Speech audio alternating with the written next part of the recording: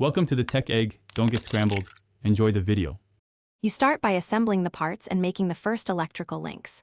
First, place 4 or 8 AA cells into the holder. Once done, connect the holder leads to the boost converter input.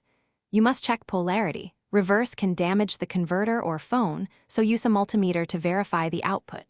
Make sure the boost converter is set to 5.0V. Many have an adjustable potentiometer. While measuring, keep one hand off components to avoid shorting. Now you're ready to move to secure connections. You now secure connections and confirm steady power flow.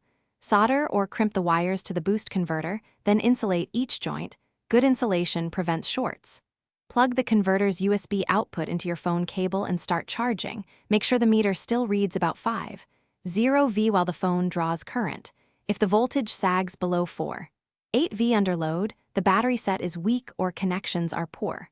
Once stable, tape the assembly so nothing shifts, and monitor battery temperature during the first 5–10 minutes. You finish by making the setup safe and watching the charge cycle. Place the battery holder and converter on a non-flammable surface, keep airflow, and don't leave it unattended. Once the phone reaches full charge or batteries run warm, disconnect and remove cells. If charging fails, first check polarity and measure the USB port.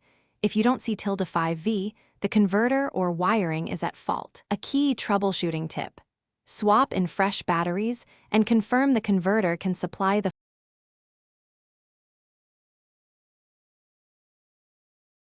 Thanks for watching. Consider subscribing if I helped unscramble your problems.